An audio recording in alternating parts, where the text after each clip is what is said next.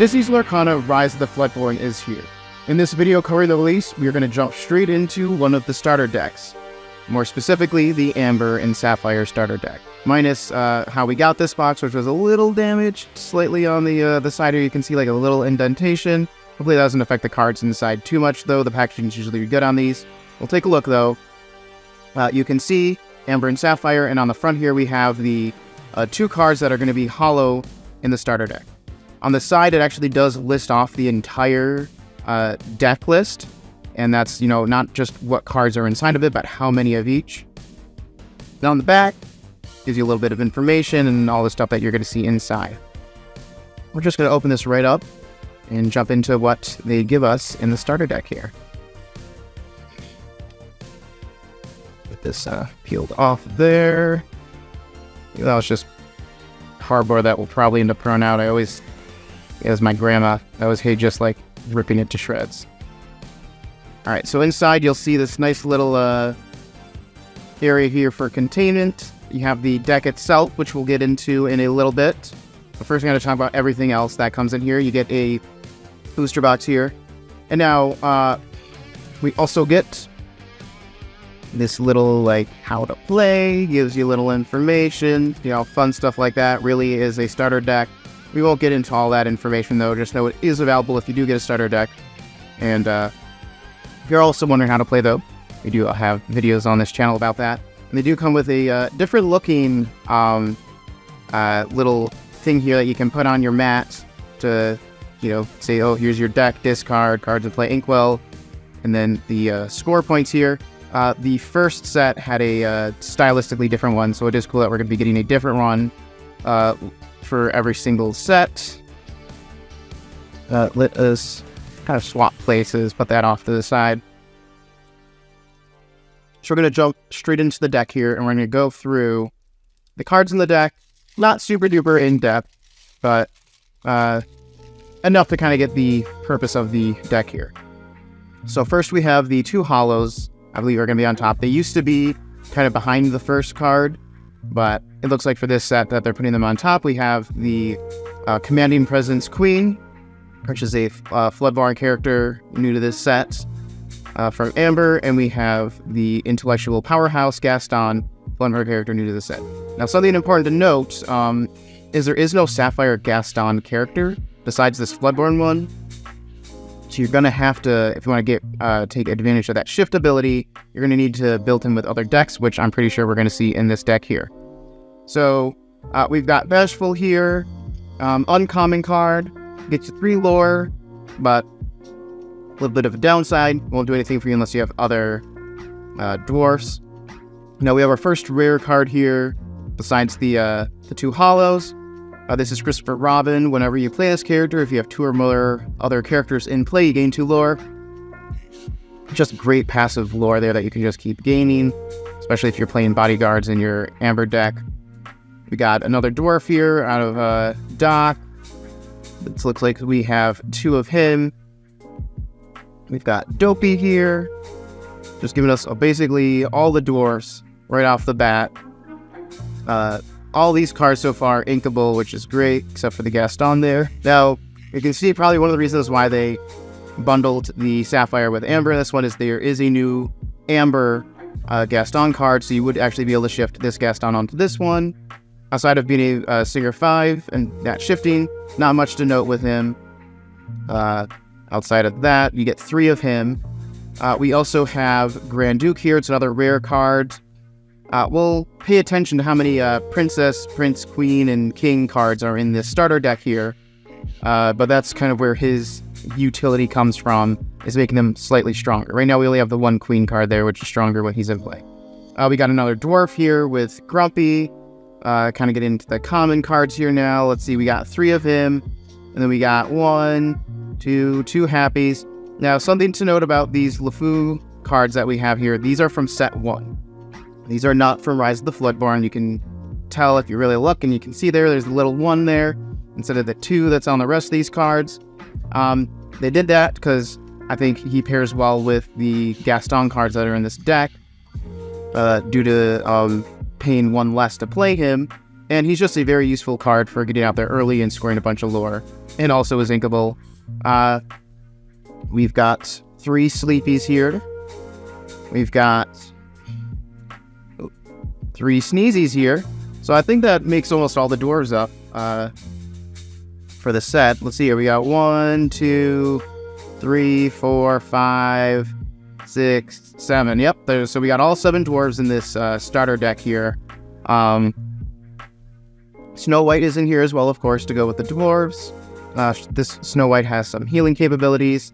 Now, of course, we've got probably 3 of these queen cards, since she is able to shift. This queen will be able to shift onto these ones. Only 1 cost, so you can get her out there turn 1, shift this queen on there turn 2. All right, done with the character cards for Amber. We've got Painting the Roses Red, which is a interesting song and gives you some good draw support. So that's actually it for Amber. Next, we're going to jump into the Sapphire cards. Now, right off the bat, we have 1 card here, which is from the old set, from the first chapter. It's a pretty decent card, especially if you're using a lot of items. We'll see what the item amount looks like. None in Amber, but there is some utility in her there. We've got Cruella de Vil here, which is another common card that we'll have 3 of. We've got Hiram Flaversham Toymaker, a first rare card here besides the Gaston there in Sapphire. And he has an interesting one where, once again, since his ability has to do with items, I assume we're going to see some items at the end of this. But come in really handy if you really need some good draw support. You have an item that, isn't really doing too much for you. You can banish it and draw 2 cards. All right, we got Judy Hopps here. Got 2 of her there. And she's got interesting ability here. When you play this character, you can banish chosen item. So it's good if you're going against people with other item cards. We've got Owl here. 3 of him, it looks like. Alright, so we got another repeat character from the first set. We got 2 Phils here. An interesting support card, but just kind of used there to support the rest of the deck, which we'll get into at the end there. We've got some Nox. 3 of those. Alright, we got a rare card here, Winnie the Pooh having a think. Whenever this character quests, you may put a card from your hand into your inkwell face down. This is pretty fantastic because you can get this out there turn 3, start using it turn 4. And if you have some big uninkable cards in your hand that you just don't think you'll be able to play, you just want to get into your inkwell, you can just take it and put it down. I think that's pretty good. And Sapphire is known for its ink ramping, or in more layman's terms, getting ink quicker into your ink pile instead of just 1 a turn. I believe this is one of the only cards in the starter deck, though, that we'll see do that. We got 4 dozen eggs. Let's see, we got 2 of those, which is a decent song to give your characters resist +2. So you see a lot of characters out there that are going to challenge your characters that are spreading a lot of lore, and you want to give them some protection, or you want to do a bunch of challenging. That's not a bad card to use. Let's see here, we got 2 launches, which is great for, once again, getting rid of items to do something else. So it looks like we're going to start getting to the items that come with Sapphire. So I'll kind of put these down here since I'm going to talk about those in a little bit when it comes to the set quality overall. We've got 2 Fang crossbows.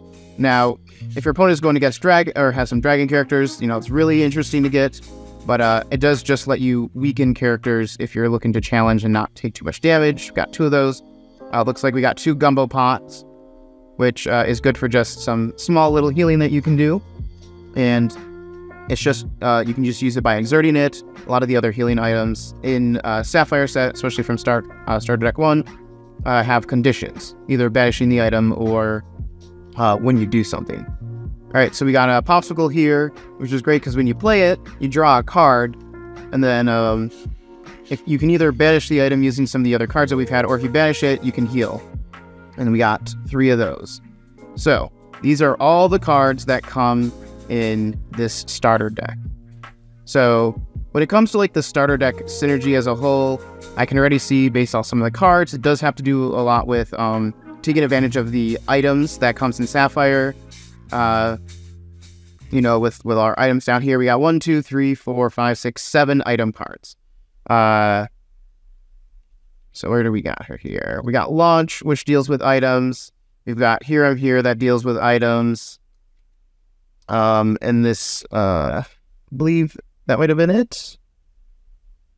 Yeah, so a couple cards. Oh, wait, and then let's see what he does here. I don't think I ever read his ability hall. At the beginning, when you play this character, look at the top 3 cards of your deck. You may put one into your hand, put the rest on the bottom of your deck in any order. So this is an interesting ability, actually, because this is an ability that you typically get from Amethyst cards, but you'll be able to get it from the Gaston and put it in Sapphire deck, which can be really good, especially with this one. If you want to take advantage of any of the cards that have to deal with items, you can look for one of those, put them in. It is unfortunate they have to put some stuff on the bottom of the deck, but that's just kind of the idea of getting through your deck and getting the real cards that you need. So I might be a little biased here when it comes to someone I'm talking about, but I do really like these colors quite a bit.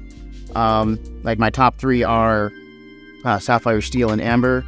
I think the Sapphire cards, if you're running an item deck, are really good. In general, I won't get too much into how we can build upon this just yet in this video. I'm just going to take a look at this set as a whole. But yeah, being able to heal your cards, especially for ones that are going to be scoring a lot of lore or you kind of want to protect, is going to be very key. The 4 dozen X cards, which is right here, these 2, I believe are the only cards in this deck that are going to give you any sort of resist, which is the new ability in this game. But still pretty decent. Just to get those in here since there aren't many resist cards outside of Steel. Popsicles, just really good for some good draw support, once again, because it looks like the Sapphire part of this deck is going to be really having to do with getting items out there and working them with some of your other cards. For here, let's get into the Amber cards a little bit. We take a look at Painting the Roses Red. Up to 2 chosen characters get -1 and draw a card. So very similar to the Popsicle here, we're getting some draw support from the 2 non-character cards we got out of Amber here. And the other thing I wanted to look at was, okay, so we have Gaston and he's Singer 5. I believe the only songs that we have is 4 dozen Eggs and Painting the Roses Red. And since that's the case, so this singer will come in handy if you want to use him to sing 4 dozen Eggs, since it is cost 4.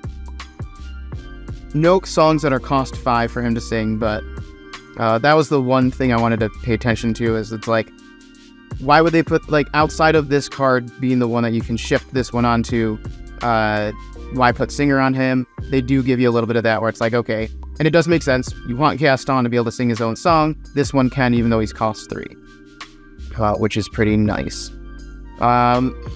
So we got, in Amber, we've got basically all the dwarves, and I'm going to go over them because I'm pretty sure all the dwarves have synergy with each other. There is a Snow White card that has synergy with the dwarves, but it does not look like it was in this starter deck here, at all, where you can, like, pay less to play dwarves. So let's just, I'm guessing all these dwarves in here to work with each other. Let's take a look at them one at a time really quick. So, he doesn't really interact with the other dwarves at all for Sleepy. You know, he gets 2 lore. The unfortunate thing with Sleepy is that, this is a little messy. Let's, be still kind of messy, but give me some space to work here. You know, I'm just not a huge fan of his ability where he enters Exerted, just because it's like what keeps people from wanting to challenge him then due to the 2 lore. So we've got, actually there's 3 of him. We've got 2 Bashfuls here. Now his is, you can't quest unless you have another 7 Dwarfs character in play. So, you know, that way it's synergy then where it's like, this is only 2 cost, you can put this guy in play so that way you can quest for 3. Sure, he might, you know, get taken out next turn, but at least you got those 3 points now. This Happy will add support, which of course if you have other dwarves in play, it's just going to be that way in general with all the characters, but being able them to hit a little harder. Grumpies, once again, another support for the dwarves there where he gives them all +1 strength. So, you know, if you're getting a bunch of your dwarves out here at once, they're really just going to keep buffing each other and making them even stronger and stronger and stronger.